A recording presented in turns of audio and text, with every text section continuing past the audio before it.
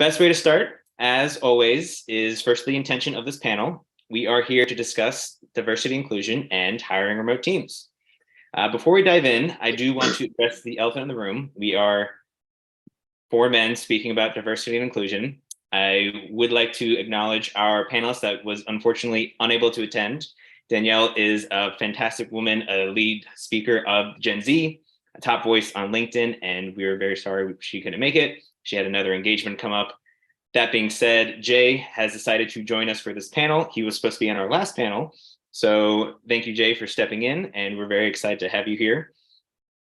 Now, before we dive in, I do want to walk through a little bit of a DEI audit for you guys at home to really acknowledge and to think about and reflect on your organizations. So the way this works, it's a scale of 0 to 2, 0 being no, 1 being adequate, 2 being great. We're going to go through 5 questions, and at the end, you can total your score, and your score is going to kind of tell yourself or tell you how you stand. So if you want to share this in the chat, by all means, feel free to. Question 1, do you have a clear DEI statement or policy? 0, no, you don't. 1, yeah, it's good. Or 2, it's amazing. We live by it every day. Feel free to drop a 0, 1, 2 in the chat there. Question 2, do you have a board level diversity or DEI committee or something equivalent? 0, 1, or 2. Question 3, do you include people of color and other unrepresented groups in hiring or promotion committees? Question 4, do you seek opportunities to provide professional development, promote and retain people of color and other represented groups across board, management, staff, and intern positions? Question number 5, do you regularly include DEI considerations in daily operations and decision-making at the staff and board levels? So add those numbers up. If you score a 5 or higher, not bad, pretty good. That's awesome. Score less, well, that's why we're here today.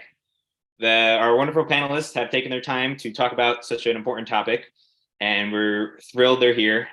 We're in 4 different time zones, I believe. We're based at we're Morocco, we're Eastern time, Las Vegas, that's Pacific time or something like that. Yes. And yep. Rick, where are you based actually? I don't even know where you are. I am like home in San Diego. I'm all over the place, but I'm actually headquartered in Chicago. Gotcha. Well, thank you guys so much. Firstly and foremostly, I do want to introduce these guys and myself. If you haven't come to this event before, my name is Matt Young. I'm the founder of Nomadic 6, and we design events and environments for human thriving.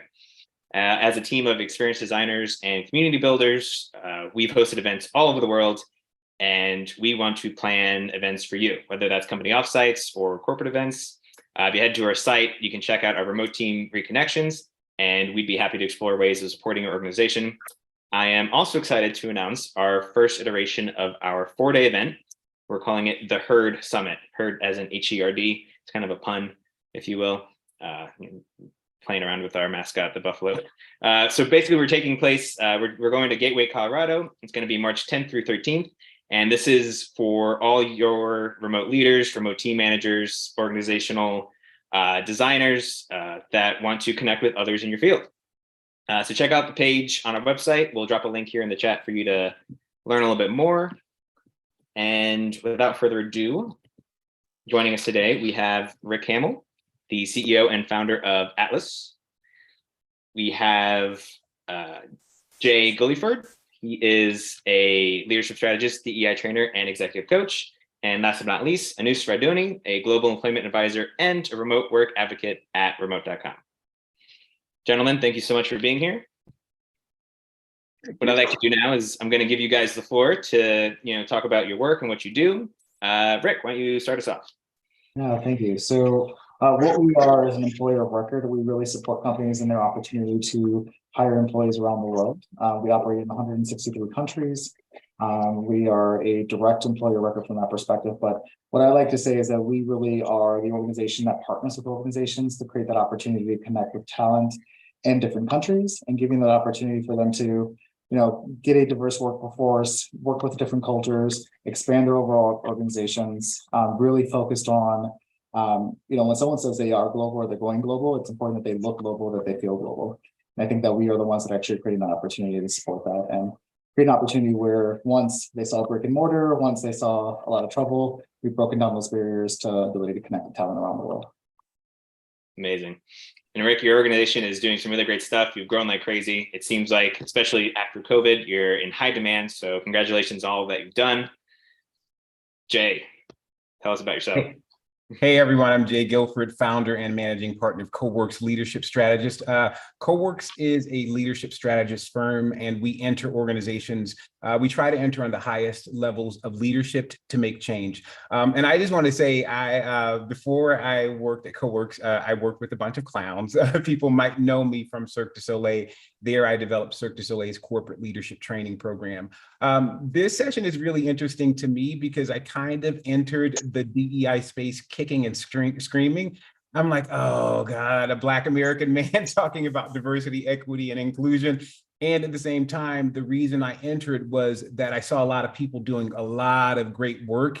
And to add to that work, I wanted to help organizations, and our facilitators help organizations understand DEI, not just from an issues-based perspective, but also from an opportunities-based perspective. There are a lot of isms that we should address, but there are a lot of opportunities with DEI. So we offer virtual and in-person trainings to help people focus on not just what we're doing wrong, but also what we're doing right and how we can do that more.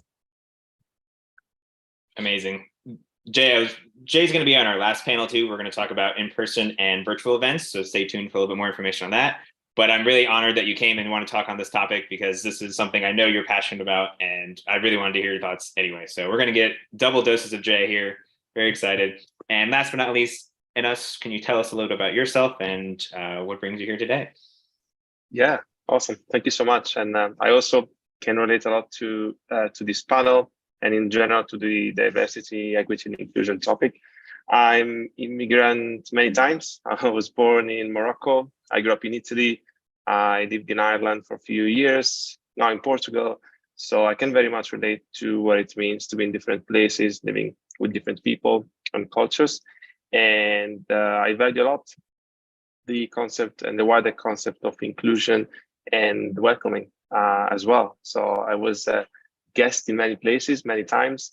And really what I would like for this session is share some of the thoughts, perspectives, experiences as well that I gained over the last few years and connect with you all. So thank you so much for joining today. Fantastic. Very excited. Before we dive in, I do want to acknowledge our wonderful sponsors, the people who make all this happen and might have told you we're having this event. So firstly, Citizen Remote. They are your home during a life on the road. From their extensive resources on digital nomad visas to their new app aimed at helping you make the most of your remote lifestyle, Citizen Remote is here to help you build your borderless world. Those guys are a really fantastic group. They are mostly based in Europe, but I think they're both American. I couldn't tell you. But they have helped countless people transition to remote life in different countries, working with their long stay visas, residencies, things like that. And the new app, I've seen the beta. It looks really great. So stay tuned for that release. Secondly, Group Greeting. They are an employee appreciation company. Nearly 95% of Fortune 500 companies use Group Greeting to send e-cards, which is perfect for the remote work environment. Basically, all members of a team can sign regardless of the location and send to employers for thank yous, birthdays, special recognition, and all kinds of occasions like that. If you go to their website and use promo code nomadic6, that's nomadic number 6, you'll get a 50% discount off a single card for the next month, and that only applies for new customers. So if you haven't used them before, also another great group, speak with them very often, and I love what they do. So head over there. Last but not least, Nini Fritz with the Work Happiness Project creates fun yet meaningful team building workshops to help your team get to know each other outside of work, connect with each other, and with themselves. All workshops are based on 3 pillars: live further, connect deeper, and be happier, and make sure that you're reaching your bucket list, right? There's a whole nother dynamic there, but she hosts a lot of digital detox workshops, virtual coffee breaks, and her new icebreaker game called iConnect. Nini, I think you're in the chat here. Feel free to drop a link to that. It looks super fun.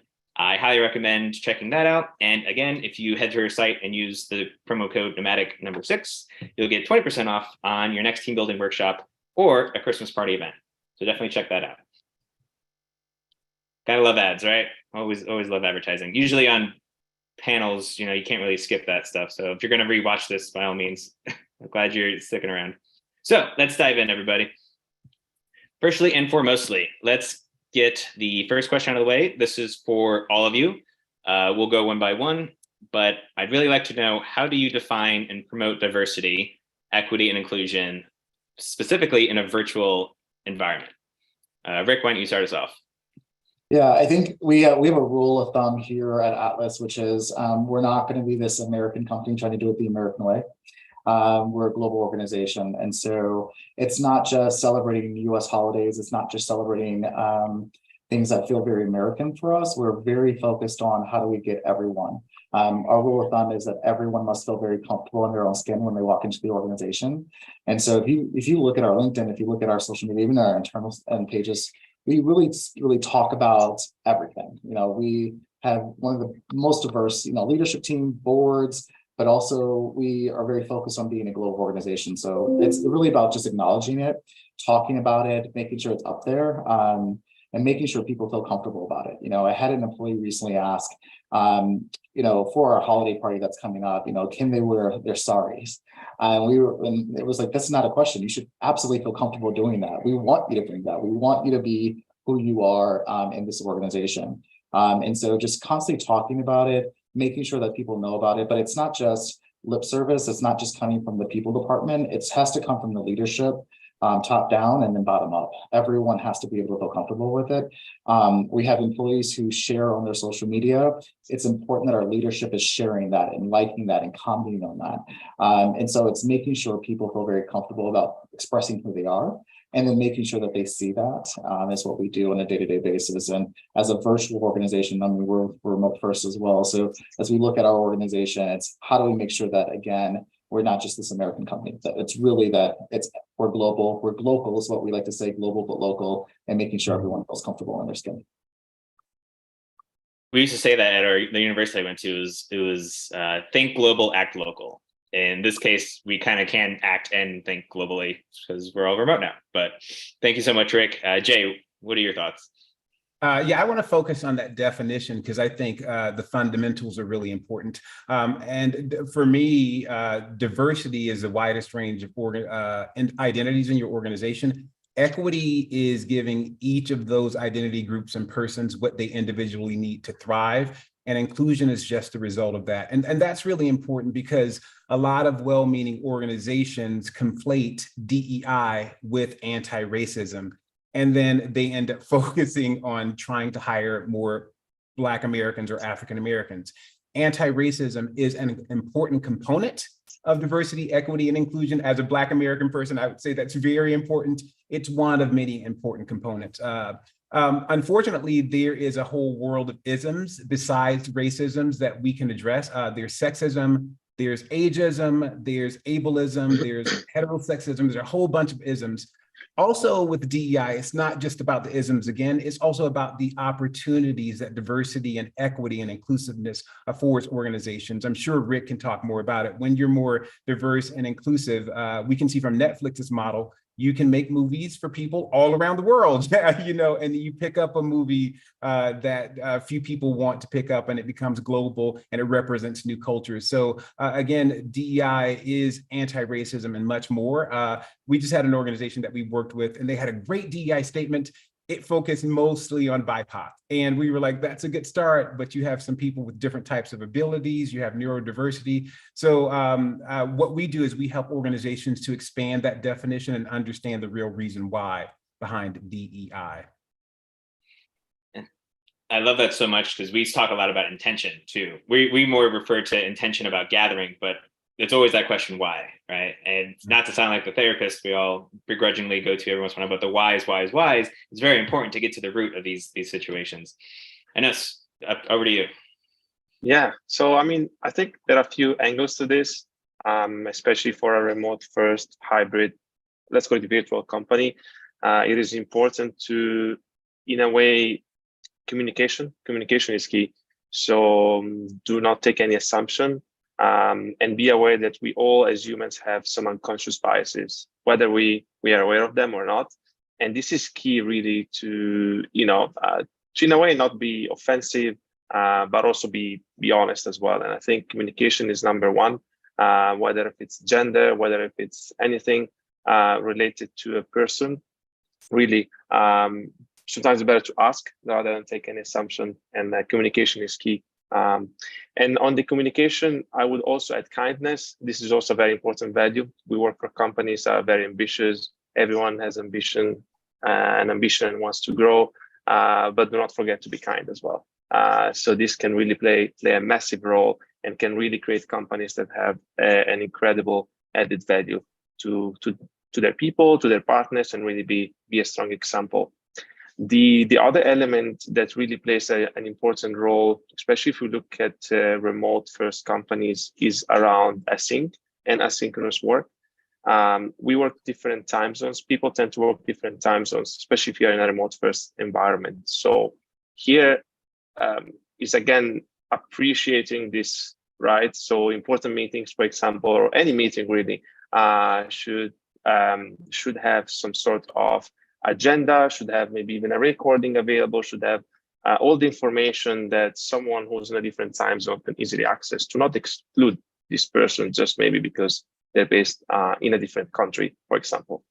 I see Rick raise his hand, so I'll pass it on to Rick. Yeah, I think the one thing that we have to remember is that diversity is defined very differently by different countries. And that's where I think when we talk about, our own biases of, being in the US, for my example, I have a very narrow depiction of what diversity is because my own experiences here in the US. But when I lived abroad, when I lived in Spain for a number of years, my vision or my understanding of diversity very much changed from that perspective. So especially when you're operating in a global environment, it's important to give feedback. What does diversity mean from everybody else? And also making sure people feel comfortable from that perspective and having those conversations. It's very interesting that when speaking about diversity, and first thing that we talk about, especially as American companies, we talk about race and we talk about gender, and then you go to a country like China and you're like, we want diversity, and they're like, how do we do that? How do we implement that? And so it's really important that we understand truly what diversity means from a global perspective in countries that you're operating, and then figuring out what it means for your organization, because it's very different. And trying to push diversity initiatives in countries that may have a very different viewpoint can be redundant, if that makes sense, or it doesn't make sense in those regards. So I think it's really important to really unpackage what diversity means from that perspective. And also in certain locations where LGBT diversity is not well accepted in certain locations, how do we also make sure that they feel comfortable and we're respectful from that? Religion is another one that we have to think about as well. Language is another. So it's really important to unpackage diversity and take a step back and say, what is it, not just in my viewpoint, but truly what it is in our organization and what we actually want to accomplish.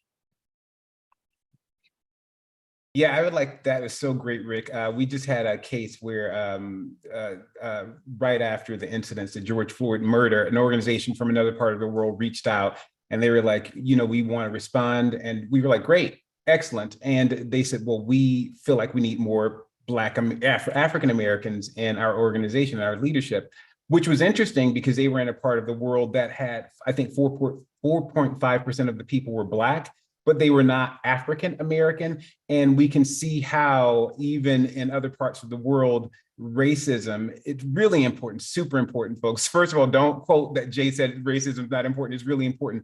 But African Americanness dominated the conversation about DEI. What was helpful was that we could look at where their organization was and all ranges of diversity and help them use their resources and what's authentic to them and what's organic to them. So I think what you're saying, Rick, is really important, like what's authentic and organic to you in your context globally, or even in the US, sometimes you want to grab for a certain group because you're reacting to the headlines and not necessarily responding in a considerate way. So I think you're exactly right, like auditing your organization, auditing your region, and seeing what diversity is accessible and organic to your organization and your needs and what's happening in the world. Jay, I think it's hilarious that you say that, and not to hinder on the race component of it, but I think that when I had the same conversation with our team in Africa, particularly in Nigeria, and I said, and as you know, your blackness is very different than my blackness. Yes. And when someone said to me, they're like, "Oh, I'm mixed," and I said, "Well, what does that mean for you?" Because my idea of mixed is mixed race here, and they were talking about different tribes and how that's diversity and within Africa as well. So I think it's really important. And I keep harping on that because our viewpoint and their viewpoints, the global viewpoint's very different, and we need to be able to bring all that together. So. Excellent. Yeah. So following up with that, I'm very curious, Rick, how do you celebrate diversity in a virtual workplace? Yeah, I think it's getting input, right? I can talk about how I want to throw a holiday party, or what's important to me from a holiday party, or how I want to celebrate other holidays and around the world. But I think it's important that getting input from the teams, making sure that they feel like they're invited, make sure that they're at the table. I think a lot of times we talk about as leaders and I think James, you just said it, how we have this viewpoint. We are leading and we're walking in because we're responding to something that we saw in the news, or we're responding to something that we maybe heard through from one employee in one region. I think we have to really sit down and ask, what can we do better, and make sure that employees have a voice at the table. Creating committees, I think, are really important, and holding them accountable. I think sometimes as leaders, we say, okay, you're going to create this committee for Latinx, and you're going to create this community for the LGBT, and you're going to create this for XYZ. And then they're like, this is a company mandate thing. Like, are they really invested in coming to the table and really being part of that conversation? So making sure that you're enabling it, allowing them to do that, and allowing them to run with that, and making sure that when they come and bring it to the table, if it's to the leadership team or to their leaders overall, that they have a voice and that we actually are truly listening. One thing that we had, and just to be transparent, we've grown like leaps and bounds, and we realized that our teams in certain regions needed more of a leadership voice at the table. So when we put our regional model in place, we put our GMs in place.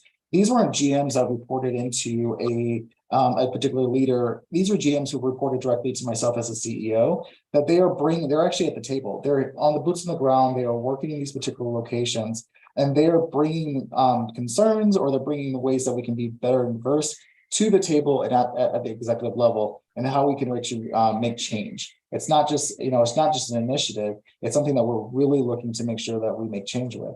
And I think that that's where you can have a bigger impact. But really forcing employees because you think it's something we should do because you saw something with George Floyd doesn't really work. It's really asking employees how we can do it and how we can do it better. Piggybacking off of that, Ines, I do want to direct this next question to you, and we'll go a little more into like the hiring pool of talent conversation. So obviously remote work has now opened up the entire planet for hiring, which is the ultimate diverse pool. It's literally everybody's available now. But that being said, how can companies avoid analysis paralysis when they're pulling from a global pool of talent? You might only need to hire one person, but you have 3,000 applications. What do you do? And how would remote.com help support that? Very good question. So on this, you're 100% correct. By the fact that you're offering as an employer, offering a remote job opportunity, you're getting way more applicants. I believe I saw this LinkedIn stat. You will be getting 4 times as many applicants at least.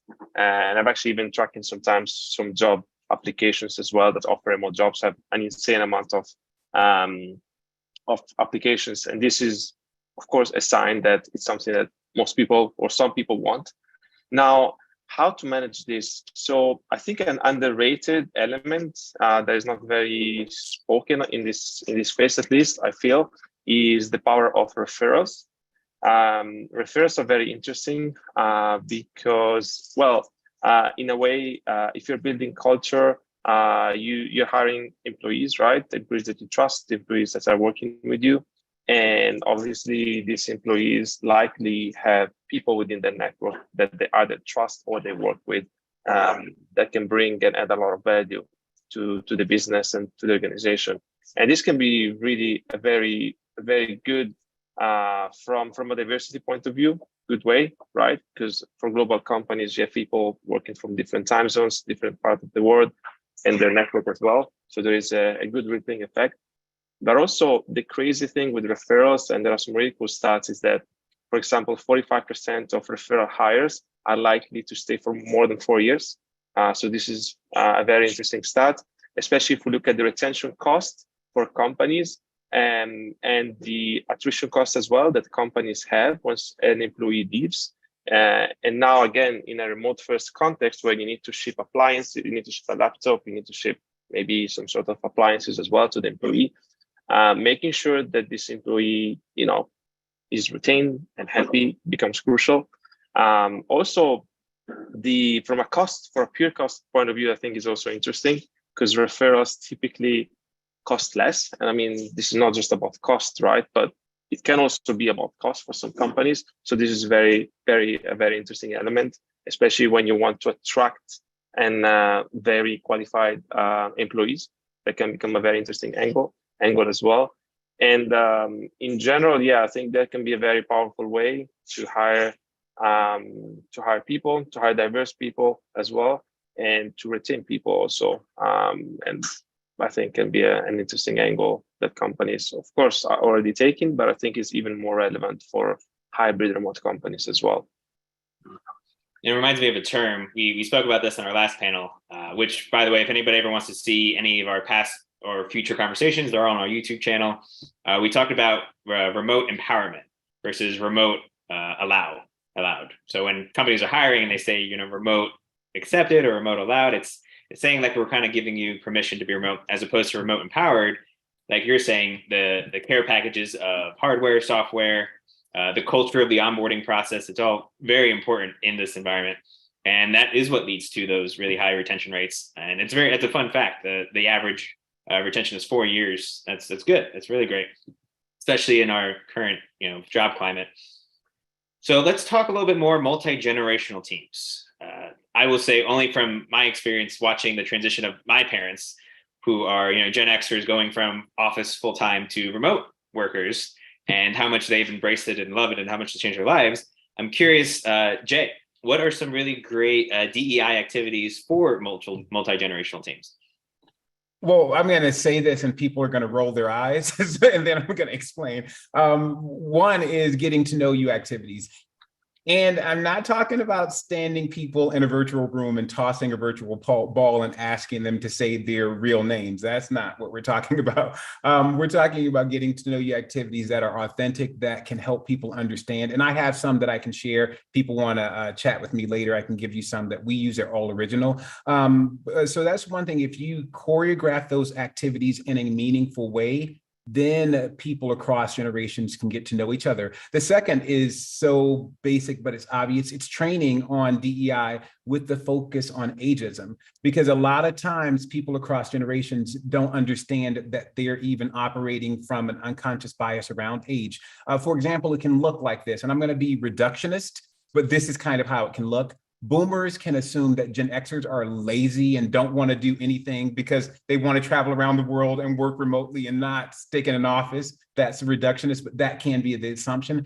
And Gen Zs can assume that boomers are not tech savvy and they're dinosaurs and they're stuck in their ways. So that's a reductionist point of view. But if you train people to understand that when they say those things, when you say, oh, those young people are just lazy, they just want to do whatever they want, that can be a type of ageism. Because people often look at ageism from younger generations up. It can go from the top down. It can go in many directions. The third thing that I do, and it's very basic inside of meetings, if you are in person, I'll give you a story first. We had an in-person training, and it was with a mid-sized company. That's all I'll say. And I would say all of the male boomer VPs were in one corner working together, and everyone else was in another corner. So before we even got 10 minutes into it, I said, let's everyone mix it up. So you can do that virtually or in person. If you're in person, it's easy at the top to tell people to sit with someone they rarely work with. If you're virtually, just choreograph those moments if you're using breakout rooms to decide who's going to be where, so you can have a mix of generations. And also I would say not just generations, but a mix of power and a mix of genders and a mix of abilities. You want to mix it up as much as possible. So choreography in your virtual or in-person sessions can really help. I do want to acknowledge we had our first member of Congress elected from Gen Z, Biden Louds, here in Florida. So, represent Florida here. Very curious to see how this next generation enters politics. Not to open that can of worms, but it is something that it's been long overdue, and I'm always a fan of people more, I guess, our age getting into the crowd. Not that I'm a Gen Z person by any means, but so it is. Well, Matt, can I add to that? I think that one thing that I think it's really important in organizations that I think you just said it right in there is that representation matters. And so people need to see them, excuse me, people need to see themselves and those opportunities. People need to be able to say, okay, we're going to have this event, we're going to talk about this, but everyone in leadership looks like this, is this particular age, is this. So when we even have those events, it's really important as leaders that we think about making sure that we have representation within that, so that when people feel comfortable, we have those events and say, look, I want to connect here, because most people connect typically by culture, by language, by gender, and I think that's important that we represent that as well. Absolutely. I did notice somebody raised a hand from the audience. If you have any questions for our panelists, feel free to drop them in the chat or in the Q&A. Generally, we're keeping an eye on that kind of stuff, so if you want any custom answers. Otherwise, we do have some questions from you guys that you submitted ahead of time that we're going to get to here towards the end of the hour. Let's move on. Rick, next question. How do you build DEI into the structure of your organization? It's one of those, cart before the horse. You want to think about this stuff as you're growing, and especially a company like Atlas. This is extremely sensitive timing, this kind of stuff. So yeah, I'm very curious to hear that.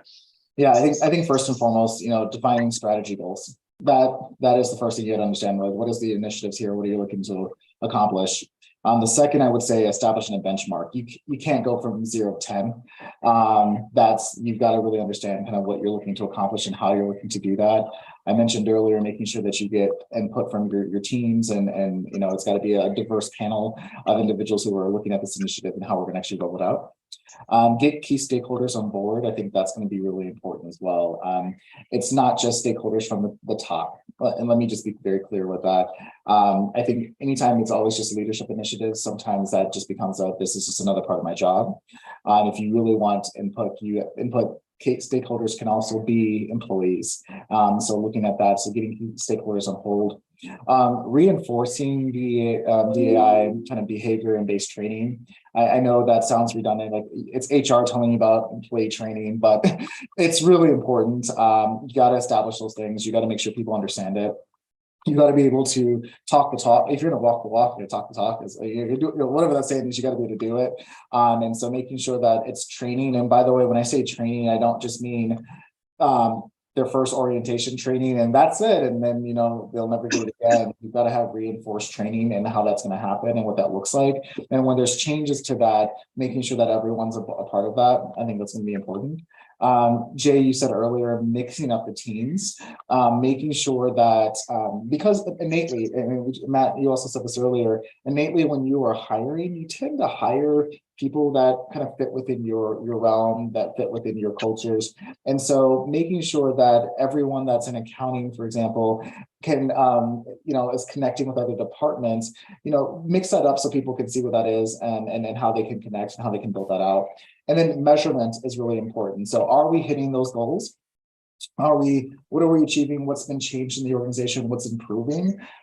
Having very honest conversations. And again, that's just not from the leadership perspective. Connect with your employee base as well. How do they feel about some of the initiatives that we're putting in place? How are we actually implementing them? And what change have we actually built? For Atlas, for example, diversity, by the way, is one of our key value pillars. It's actually our number one. And we constantly reinforce that. So it's making sure that you're measuring and reinforcing, measuring again. And if you make mistakes, and by the way, you will make mistakes in these processes and building these processes out, be comfortable in that, learn from those mistakes and continue to build on and make it better. That's what I would probably recommend with best action steps to kind of building a sound product program. I do want to transition or bring that into particularly the onboarding process and just looking back to you, what is a really great or ideal hiring process for a remote job, and how do you attract, hire, retain employees? We talked about this a little earlier, but from a DEI perspective, what are some systems you can put in place to have the right diverse pool of talent? What kind of information are you gathering up front? and how are you introducing them into your organization?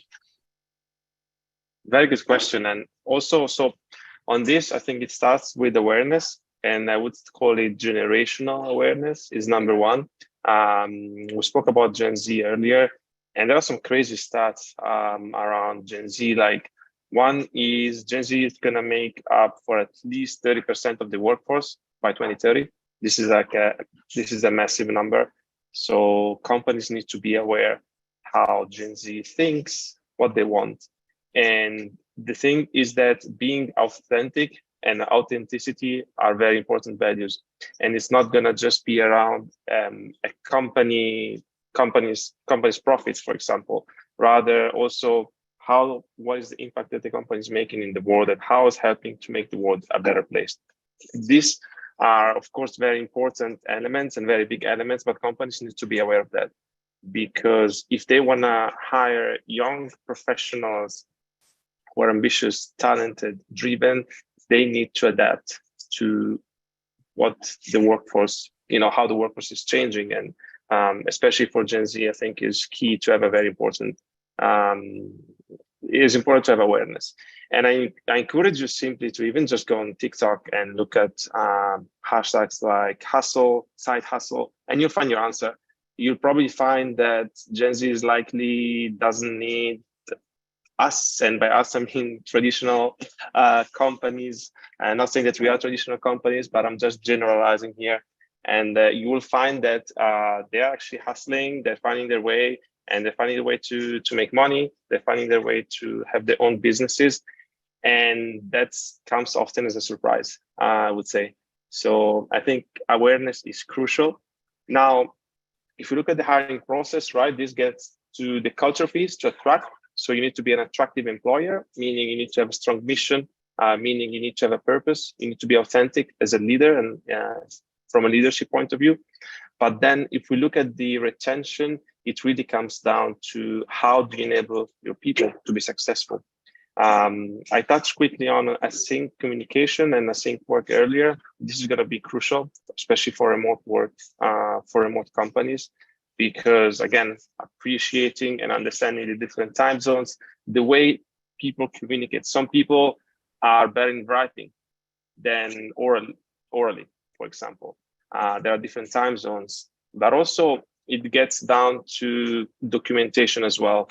This is also very important, and enablement, because if people are not enabled, they're not given the tools to perform and to thrive, they are probably not going to. And it is key really to be very organized, to make information easily accessible as well, because there can be so much noise, around the day-to-day. And if people start struggling to find information, to find resources, they cannot then obviously excel in what they do, and they're probably not going to perform the way they could perform if they were put in a different environment. So this becomes then important as well, to keep your people and to help them grow and promote and progress within the organization. So I would say there are a few elements to sum this up. One, I would call it the generational awareness. This drills down to culture, it drills down to purpose and mission of a company, and then it goes more into the operational day-to-day, which is around communication, around tools, around documentation and systems that can help people excel and be happy, and obviously stay in the company and work in that company. You said something that resonated about values. So most companies have the mission and the vision and some purpose, that, like you said, it's something that's becoming more prominent, especially in younger generations. But values are, I think, really great indicators of alignment, workplace alignment. There's a fantastic book called The Values Factor that really goes into, what are your values and identifying them. And the one distinction I want to point out is values. There are societal values like trust, loyalty, these terms that we all we all agree that these are important values. But the question is, what are your values? And a really great friend of mine, his name is Andrew Cruzy, runs an activity or a workshop on values where you basically go through and you identify your operational values, your lifestyle values, and your character values. And his whole point is, companies usually have operational values, but what about you as an individual? And when looking for a job, it's so much more transparent when you are aware of yourself and what you value most, going in and saying, wow, this company is on the same page as me. I would love to be part of this company culture. So great point, and love bringing that up. Let's see. Let's move Matt, on here. Oh, go ahead. Go ahead. Yeah, something like I see a couple questions in the panel. I want to make sure we ask that. One of the questions were, how do you encourage hiring managers to hire outside the company norm? Panels. And making sure it's panels that are within multiple departments. So I always say that departments we're one company, one vision, one goal. So no matter who we're bringing into the organization, it's really important that we're all on the same page. So asking other departments that may have different initiatives or have somewhat hiring different practices, bring them into the interview process and see it's not the same people, not the same department, not the same leaders that are interviewing, but asking other departments to be part of that, I think has worked really well from that perspective. And then Matt, something you said about diversity, about values, I think it's really important as well when a company defines their values. You have to review them on a every 5 years or so. It's really interesting. You can find when you ask employees to kind of tell us what you think about our values, or think of think of words that you think about us. If their values come back to being exactly the same that you've outlined, then you're doing a really good job. Yeah. But if you say these are my 4 values, and then you do this review with your staff, and then you get 4 different words or 4 different values, there's a misalignment from that perspective. So I think it's really important. I'm gonna give some of my team credits. I see some of them on this call, but diversity was our number 1 that came back. We recently did that, and diversity was that, and it's been our value since our inception. So the fact that the teams aligned with that really speaks volumes. And I think it's important that companies revisit that and ask employees to see where they're actually at from a values perspective. And if I can piggyback off that, Rick, you just, I felt like you were reading my mind. So what's also interesting about those DEI statements is that they can't be generic, folks. And I just got to point it out. A lot of well-meaning organizations, hire a PR firm or work internally, and they write these really beautiful statements that any organization can own. So when you look at it, this can be owned by a bank or a grocery store or a tech company, because it says we really value diversity. I would encourage everyone to look at Uber's DEI statement. Uber says, because we facilitate 19 million trips around the world, we must understand DEI. No other organization can own that statement because it belongs to Uber. I think Netflix has the best. Atlas probably has the best, but Netflix probably has the second best statement. And what Netflix says is that, because we produce movies on the screen for people around the world, and then they list some of the movies, we must start internally with understanding the world. So we must hire people from around the world. So it's really important. One thing that you can do as an individual or in your organizations is look at your own DEI mission statement, write one, or look at the one from your organization and put it against others and say, is this generic?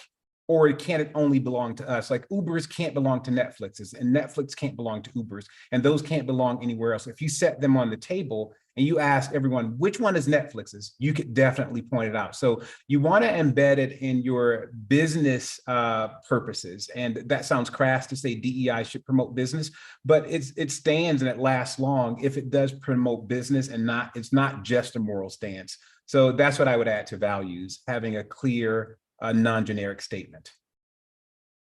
Absolutely. The core, Jim Collins, right? Preserve the core, stimulate progress. Yes. Right? Absolutely. So Rick, we kind of talked about this when you and I first had our conversation, and I am curious to kind of get an answer in terms of, how can organizations ensure their culture, their company culture is embedded in the behaviors of remote workers while respecting local cultures?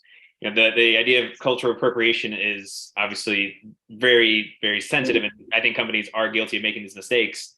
So what would you say to a company that's looking to honor both?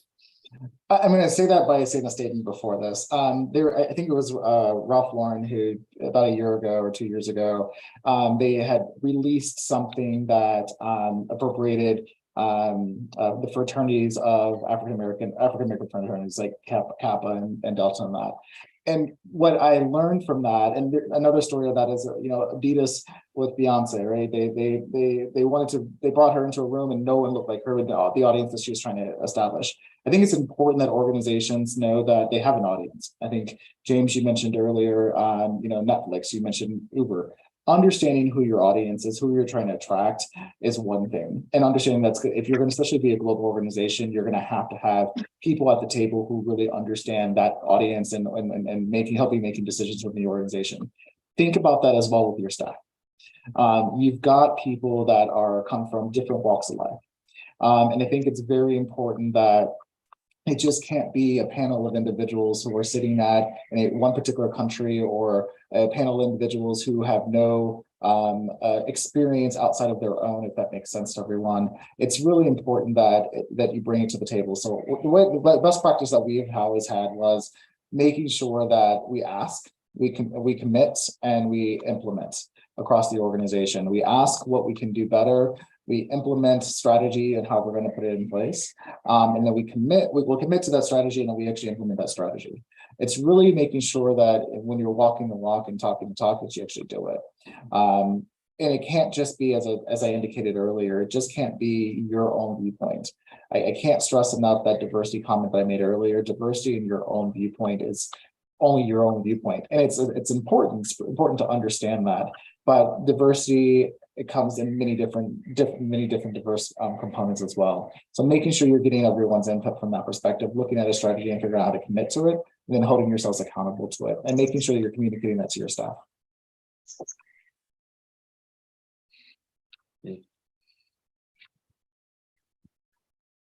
I think that's fantastic. I would say we're kind of not to transition, but we're getting to the top of the hour, and we have a lot of questions coming in. So I think what we should do here is switch to Q&A a little early. What do you guys think about that?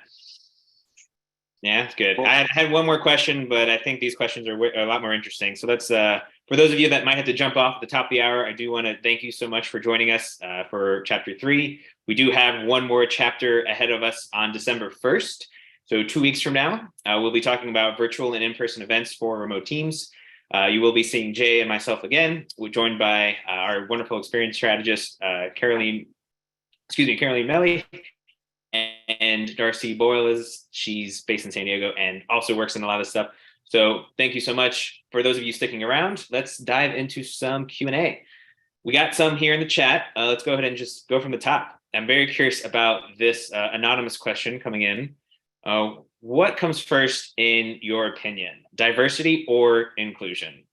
And the way we can do this, if you guys just want to raise your hand, I'll just kind of call you out and we'll go from there.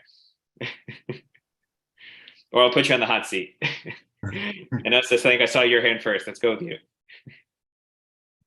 So that's not an easy one for sure, but I would say inclusion, because I think one is the implication of the other one. So if you're an inclusive employer, you by default then will, be also diverse employer as well, just by the nature, of your openness and your statement, basically. So that's for me. I 100% agree. I think diversity is something, as I mentioned earlier, it's someone's viewpoint, but inclusion means that you're going to allow everyone to be comfortable in their own skin, and that you're going to give opportunity to everyone, no matter what. And I think that for me, inclusion is really important. If you have that mission and that vision within your organization that this is what we're going to do, then diversity comes with that. It really helps you implement that plan. But the goal is, step one is that no matter who you are, where you come from, what language you speak, what God you worship, that we're going to make sure that you feel inclusive within the organization. That I think breeds a diversity overall. Absolutely. I remember coming across a term called, the term was anticipatory care. And the statement was, it's not a healthy habit to assume that people are going to tell you that they're uncomfortable. A lot of people have what's called, in communication theory, there's this idea of the spiral of silence, where people feel like they're alone, so they don't say anything. And then they realize later that other people might feel the same way. And it's only when you speak up that you do find there's others in the room. But as managers, I'd say it's a very good practice to have that anticipatory care and go out of your way to, not necessarily assume that people are going to come to you when they feel uncomfortable. Matt, I'll say that I live by an old Southern saying, which is a closed mouth never gets fed. It's important that you have to make sure. I tell the staff that in the candidates that we interview, I say, you've got to make sure your closed mouth doesn't get fed.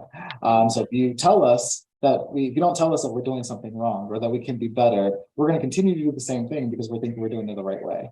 So it's important to make sure that, you know, if you want to be fed, if you want to grow, you got to make sure that that you open up your mouth and letting us know. Absolutely. And I will say, just to piggyback on a saying my dad always said, he said, the squeaky wheel gets the oil. And that's just something that's always stuck with me, but that's on that point. So let's speak out here. So from Elena, could you please share some examples of how you measure DEI success at the workplace, and which tools do you use for that? Are these KPIs? Are these task management softwares? Are there tools that have been developed, or is this mostly custom projects? Go ahead, Ines. So I can't speak of tools, but I would like to highlight a distinction here when it comes to measuring. And really, what I think is important to distinguish in this topic is distinguishing equality of outcome versus equality of opportunity. I know that these two can be dividing at times, but being aware of these two elements, I think, is super important, but also trying to bridge them as well by being very vocal and promoting. Now, if you're not familiar, like equality of outcome, meaning that basically you want to make sure that basically you look to ensure that people who are disadvantaged are making gains in a way, or getting the same, where with the quality of opportunity, you're looking to really give everyone the same opportunity. Now, taking one or another can be dividing, but it is important to first be aware of the two, and second, see if there is a way that these two can be also bridged. And I think this is really the underlying element of diversity, equity, and inclusion, is this awareness, in my opinion, at least. But yeah. Jay, I saw your hand go up. Yeah, and I think in addition to what Anas said, you can also look at the data that you get specifically from HR. You can look at the engagement surveys, of course. You can look at the stay interviews. You can look at the exit interviews, and inside of that qualitative data, you can get some quantitative stuff. I've worked in organizations, and we work with a lot of data at CoWorks.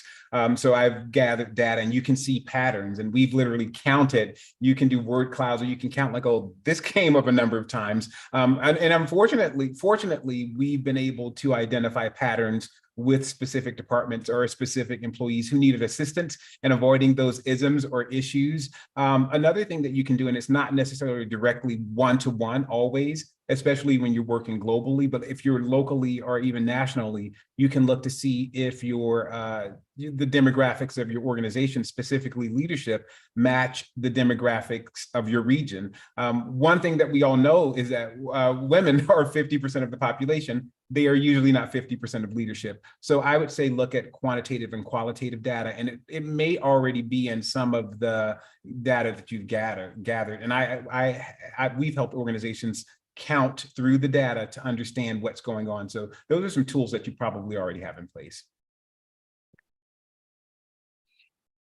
So what would you say? I'm sorry, go ahead.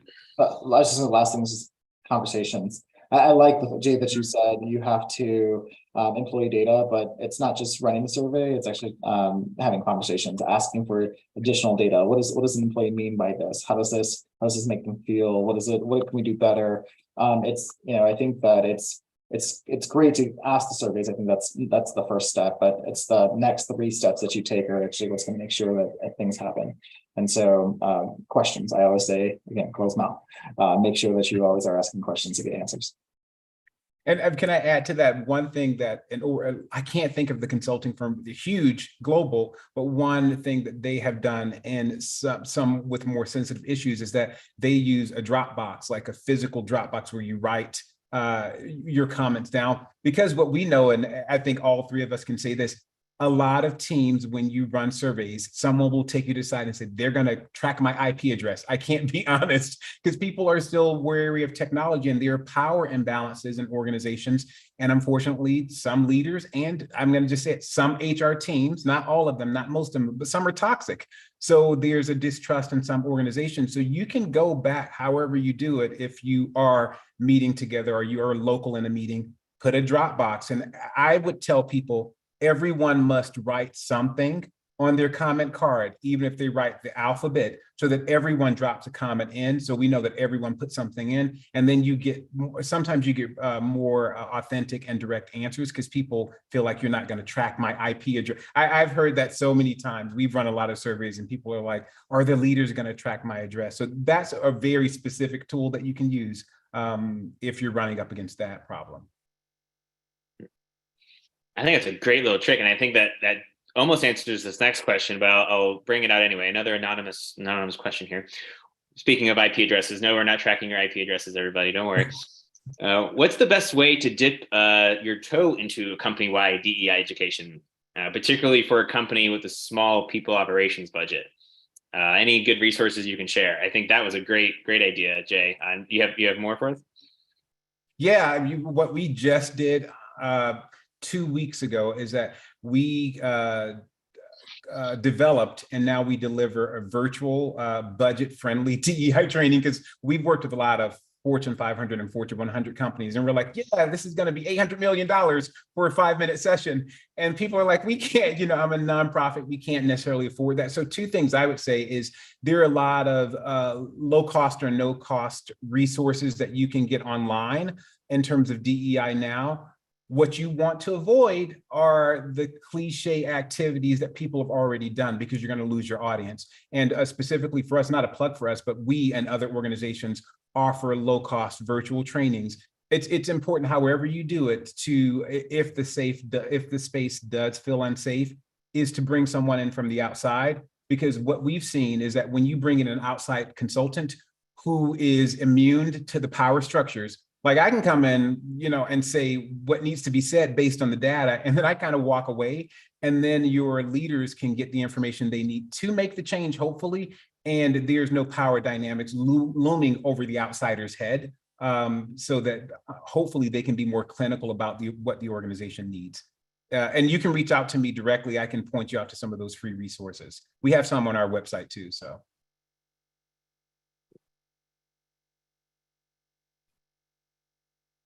Anyone else? Moving on. So these questions I have here were pre-submitted before the event. So a couple good ones I found. We kind of covered some of this, but I would be curious to kind of rehash it a little bit. What is the best way to bridge the gap with a 100% remote new hires and team members that used to be in the office together, but are now remote as a whole? So there's a little bit of a culture change for half your team, and now you're onboarding new people. I can jump in a little bit with that. I think post-COVID, it's interesting, going through the journey of COVID. We all remember in March, we were all nervous about what does it mean to go remote. No one really wanted to go remote. It was against that, and had to figure out how to operate. And then we got comfortable. And then we said, it's working. But what we realized is that we were losing the connectivity to our teams. And so then as HR professionals, then we had to figure out how do we make sure that employees don't feel like they're on an island. And the employees that we were hiring during COVID who didn't have that culture before, we had to figure out how they can get that, given that we're now remote from that perspective. Best practice that I've seen from there has been team get-togethers, if they can, putting budgets in place where you can bring remote employees into office spaces. Looking at, because you're not, here's a fun fact. A lot of companies are no longer going into offices. That overhead expense that they had in their budgets before can now be allocated somewhere else. So that you're still spending the money, but you're putting it into places where you can connect with employees. And so that can be get-togethers, again, holiday parties.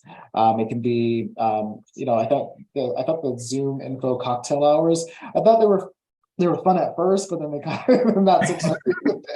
But looking at activities where you can actually connect teams and bring them together, even if it's once a month or once a quarter, and making sure that they're part of that, I think it's important. We support companies who have remote teams all over the world. And I think the one thing that we've had to constantly remind them is, how do we make sure that that employee doesn't feel like they're on an island? How do we make sure that they're connected to your organization, and how do they make sure that they know that they are supported from that perspective? As leaders, that means we have to step up. That means we have to communicate more. One thing that we've also learned as leaders is that during this process, it's no longer just having a meeting. It's actually having better communication, having town halls, having coffee hours, bringing teams together, not just in your time zone, but in sometimes, making sure that you're supporting those in their time zone as well, so they have a work-life balance. It's really thinking outside the box, and many companies have to realize they have to figure out how to do it in their own, what works best for their culture. There's not a rule book of you can go, here's the 10 top things to do.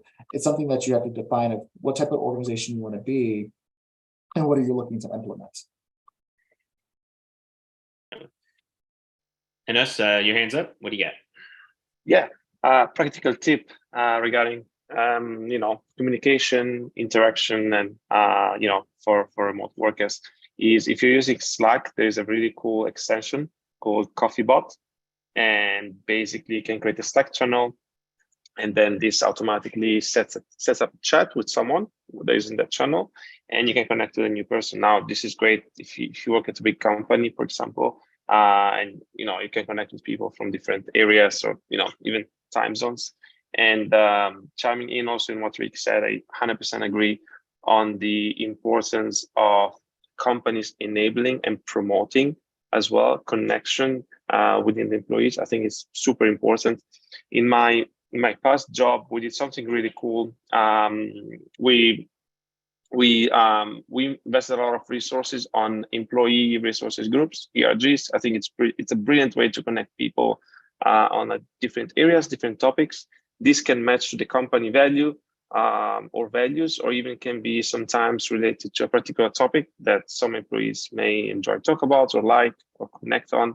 So I think this is also very important as well. And it's a great way to, again, create more sense of belonging, more connection with your employees, and within also your colleagues as well, which at time can be is not easy, but there are ways for sure to make this happen. And companies need, in my opinion, need to promote that both financially, because again, what Rick said is super true. They're saving on real estate, on energy costs, on so much, so they can invest at least part of that into initiatives, into activities, small events that can be, that don't require much financially, but can really have a massive impact. And I'm glad you brought that up. There's actually another question here. How can ERGs contribute to the morale of organizations? Oh, big time, I would say.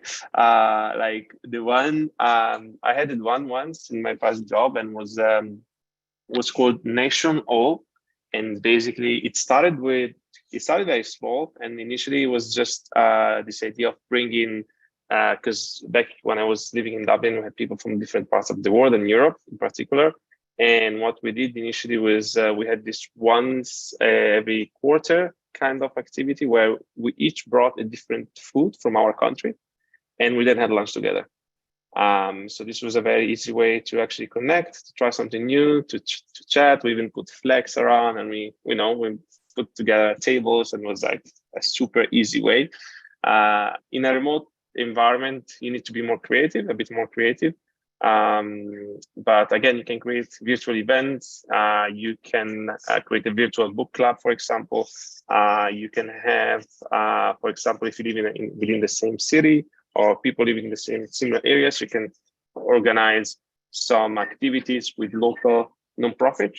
I think that's a brilliant way as well, and connect with local charities, and maybe once a month, go together and do a fun activity and help some people or some organizations.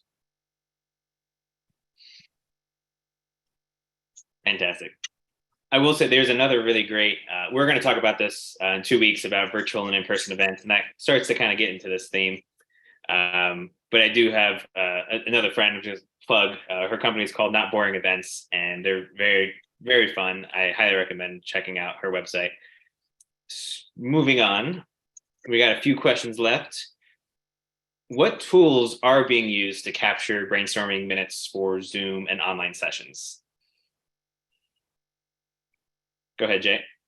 Yeah, I think a lot of people are using whiteboards and Google Jam. We've used Jamboards and Mentimeter or AHA slides. I think the last two, Mentimeter and AHA slides, we've been surprised at how exciting that is for teams, because you can make them simply gathering information, or you can gamify them to make them competitive. So when we just did a training Friday, and no, 2 days. On the 7th. My dates are getting confused. We did a training on the 7th, and first time trying a Mentimeter type activity like this. And everyone perked up and they took out their phones. It was in person, but you can do it virtually. And it was like, it added to the learning, and it was really competitive. So I would say Jamboards, whiteboards, Mentimeter, AHA slides are the 4 that we've used, and they've been really successful. We use Micro, which we really like from that perspective. It's collaborative, it's creating new boards. It's the same thing, everything Jay said, but Micro actually is one of the ones that I think has been very successful in our organization. Is that similar to Miro, M-I-R-O, or is that the same? Am I thinking the same thing here? I'm saying it wrong. I'm mixing it wrong. Micro. I call it Micro, but Miro, I think it is, yeah. M-I-R-O, yeah. I think Miro is a Spanish organization, so when I first signed up, everything was in Spanish. But I love Miro. It's especially for the way. I guess it comes down to how do you think and how do you collaborate. I noticed a lot of teams will just sometimes do Word documents and they'll just all brain dump on the same doc. I'm more visual. Miro kind of lets you have like sticky notes, and you can draw shapes, and you can build out these nice big virtual whiteboards. And that's how I like to think. Let's see what else do we got here. So this question came in as a statement, and I'll just read it verbatim because I'm not exactly sure how to form this as a question. But I guess the concern is, how can we consider the safety or lack thereof safety for LGBTQ employees coming out at companies that may not be accepting? Go ahead, Rick. I will take that one. I am first and foremost. I don't mind. I'm proud to be part of the community from that perspective. It is very important that education is very important. How you educate the leadership team. The workplace is not for your personal opinions. Workplace is for being professional and growing your business. And that diversity component of that is really, really important. I wrote a book that came out about a year and a half ago called Getting Shit Done. But I talked about the fear that many people of the community have about coming out in the workplace and what that means and how it actually hinders them from being successful from that perspective. It is our responsibility, not an opportunity. It's our responsibility as HR, as entrepreneurs, as leaders in the organization to make sure people realize that that's a thought of the past. We have to make sure that people understand that they're comfortable, and educating your leadership team of why that's important, and that it's not about your religious belief or your personal beliefs, but that diversity of thought. This individual needs to be comfortable in this organization, and that they need to be able to do their job just because they're doing their job and they're doing their job right. I am probably the biggest component and being vocal on this, because it is very important. It doesn't matter what someone does in the room, it's what they do at their job and in their office and their cubicle. And that is important, that we as leaders say, look, we're not asking you about what you do at your home with your wife or your husband. We're asking you what you do here at this job, and that's what we're judging you on, and that's what we need to be able to make sure that you're successful on. Making sure employees feel comfortable, and it's our job as leaders. It is human resources, not human adjacent resources. It is our responsibility as humans to make sure we're protecting everyone, to make sure everyone feels comfortable in their own skin, no matter what they are. Amazing answer, Rick. Thank you so much. Go ahead, Jay. Yeah, and I would say, Rick, right there with you. I'm a member of the LGBTQIA community, and we have a trans facilitator in our organization, and it's helped me to understand a lot more about those issues. Rick, you said it, people understanding the business why behind DEI, understanding why we're hiring people and why we have a diversity of thought from the business perspective. I just dropped in Netflix's DEI statement, and you can see in that statement, I've studied it because I think it's so great. You can see in that statement, there's a real business why behind what they do. And to make that your DEI efforts really, I want to say there's a moral stance to it, but it has to be much more clinical about this is why we do this for our business, because we do have levels of intersectionality in various beliefs.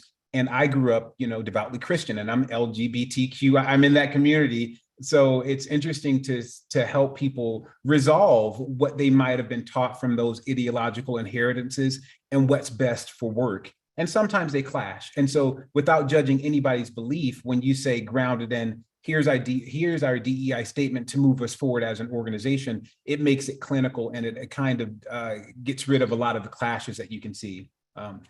Yeah. Absolutely. Absolutely.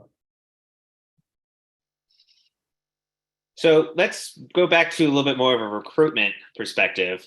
This was another question that was submitted, and we did kind of touch on this a little bit, but now with this new frame, what are ways that we can not only recruit diverse teams, but keep them? And we did talk about company culture. We talked about, the global pool of talent, but if we are setting out to intentionally, we decide as an organization, we want to be more diverse, we want to be more inclusive. How do we move forward with that? I think is the question being asked. I think you have to, you get back to education. I think you have to be able to, I think someone said earlier, TikTok as a great resource. I think that's great. There's a lot of truth that comes from that as well. How employees feel. I've seen so many different TikToks where employees are talking about the challenges they are having in the workforce, and they add some comedy to it to make it palatable for everybody. But every joke has some truth to it. And I think it's important that we educate ourselves. Again, I get back to asking the right questions, but also doing your own research from that perspective, trying to understand what that means. Again, having the right people at the table asking those questions, but constantly looking into that and trying to educate yourself on that. It's not just, again, someone else said earlier about having our innate biases. How do we break those biases? How do we break those thought processes? But education is going to be really important for us to continue to build on that and learn from that and continue to put those initiatives in place. And necessary hand go up. Yeah, no, and Rick, 100% agree with you and what you said. And to add to that as well is, so what I wanted to add is around also as a business, be the best business you can ever be in your field. So if you act with that intention and that idea on how can you be the best business that is out there now, not just in terms of profits, in terms of revenue, but really in terms of organization. How are you with your employees? How are you with your partners? What would your partners and employees or clients say about you as an organization? Can really help a lot. So bring down that awareness of you as a business or of the company as a whole, because I think in an ideal world, you need to go back to the basics, right? Like, what is your mission? What are your values? And drill down on them, because this is going to be your identity in a way. It's going to be who you are. It's going to be what you do. It's going to be kind of people you want to attract and you want to work, that you want them to work for you, basically. And so, yeah, if I were to sum this up, I would say awareness, who you are as a business, and what can you bring to the society, to the wider group you're working with, and to your employees. So let's do one more question. I think this one will take us home. It is a little bit more about management, but I think you're all very qualified to talk about this as well. Our guest here is looking for tips on switching from micromanaging employees, their schedules, their performances, to evaluating your employees on the overall contribution in a remote or hybrid setting. So I think this is more about, as opposed to, watching the clock, are they in from 9 to 5? I think we talked about this last time, the companies that are monitoring, mouse movements and screens. How do we move away from that and measure the impact of our teams? Oh. Go ahead, Enes. No, Rick, please, you started. My question was, we're still doing that. Trust is really important from that standpoint. I think as leaders, we have to trust that if we're hiring certain talent to be able to support our businesses and do their jobs. I think what remote work has really shown us is that employees can do that. And actually productivity has gone up with remote work from that perspective. So I think you've got to start with trust. I think that's your number one thing. If you have talent that you don't trust to be able to get the job done during business hours, then you got the wrong talent or you have the wrong leaders. And so you have to kind of figure out what that's your first step, and kind of figuring out how to take that to the next level. That's where I would start with, to be honest. Absolutely. We always use the word intention. What is the intention behind micromanaging or forcing people back to the office? And it goes to that distrust. At the end of it, when you ask the whys, why do you want to manage your company in that way? Well, you don't trust your team. It seems like you might have a faulty hiring process. So intention. Go ahead, Dennis. Yeah, no, so this is a very interesting topic, especially for sales organizations, but in general for organizations as a whole, which in my opinion gets down to how do we measure success? Like, is success based on an individual's performance? Do we measure on what would our employees, say about us as colleagues? So how do we measure success? I don't think companies should only measure success based on revenue, for example, based on performance. There are so many other variables that have contribute. You may have, for example, a sales team with an individual who's struggling to reach their quota, their number, but is an amazing, incredible person who's very helpful, who adds a lot of value to the team. And the team as a whole is performing and is doing well. This is just very typical in a sales organization. And really gets down to how we measure success. And I think this is super important, and how we align this success to the company success, and to have that alignment as well. And this goes down to the values, this goes down to the sense of belonging, because if you have a strong mission, strong values, you hire people who believe in that, and these people are going to work with you to achieve these goals, and they're going to be part of the mission, and they're going to help you grow. And I think this is crucial. Also, an example that is awesome, in my opinion, when I worked at Salesforce, was called the V2 MOM. So V2 MOM stands for Vision, Values, Method, Obstacles, and Measures. And basically, what each employee does is, at the beginning of each year, they write the V2 MOM. So they write what is their vision, they write what are the values, and how they're going to achieve, what obstacles they expect, and basically how they're going to measure success. And this is built to align to the company's mission, and in this case, to the company's growth. And there are really good potential extensions to this, and how companies can apply the same framework to help their employees achieve their goals in a way that they can build up to the company's vision, to the company's goals as well, by not looking simply at numbers, but obviously things around values, things around also career growth, and make this as a practice, and I think can be very helpful. Go ahead, Jay. Yeah, and I'm going to say something very counterintuitive, so get ready, everyone. Micromanaging is not a four-letter word. So there are two different things I would say. Is diagnose why the leader, or you, if you're the leader, if you feel like you need to micromanage. Sometimes that can be growing into your leadership ability, going from an individual contributor to a leader of teams and organizations. If that's the case, you should then delegate authority and not just tasks. You should give direction, and then within the framework, allow flexibility for people to do what they want to do, how to do it the way that they want to do it to get it done. You have to trust people to do it their way. And I would say one thing that really helps with remote teams, for organizations where teams are struggling, because most organizations and teams are doing it well, we have to be honest that some people are struggling with remote work. So Monday, Wednesday, Friday check-ins, where Monday for 10 minutes, you check in with the team, give them the direction. Wednesday, you check to see how much they've gotten done from Monday. And then Friday, you set the goals for next week. And I want to say something that's really important to acknowledge in the world of remote work. I've been working for myself remotely for many years before COVID. It works out for me. It works out for a bunch of people. The data is during lockdown. We're just getting the data. And during lockdown, there's nothing open, and people, there's no distractions. So now people are learning to manage the work with distractions. So I agree with Rick that most people are doing it well. It is still a skill. So you have to diagnose that if the micromanaging is coming from a lack of leadership acumen, and you should train your leaders on that, or if you see something with a particular employee. And sometimes micromanaging can be a tool. It's not always a 4-letter word. So diagnose it and then decide which direction you should go in. Absolutely. And I would refer everyone to our first panel. We talked a lot about company culture for remote teams, and we brought up the concept of the head remote officer or the chief remote officer, and this role that's emerging in a lot of organizations that's their job. Their job is to ensure the thorough transition to remote or the success of remote. It is a full-time, it's a little bit of HR, it's a little bit of operations. It's a diverse, dynamic role. And we had Chase Warrington on our first panel, who's kind of paving the way at Doist in that regard.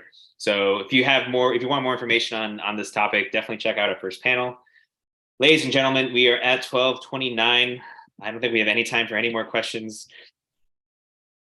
Gentlemen, thank you so much for joining me today. You guys are amazing. This was so insightful. These are always wonderful panels, but I can tell you I'm always excited for the next one and the next one, the next one. Everyone at home, thank you for tuning in, whether you're hybrid or remote or in the office thinking about going back to remote.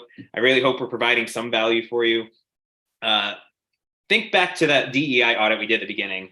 I did see a lot of zeros in that chat. I did see a lot of ones. So I'm willing to say that everyone needs to work on this a little bit. As a society, we need to work on DEI.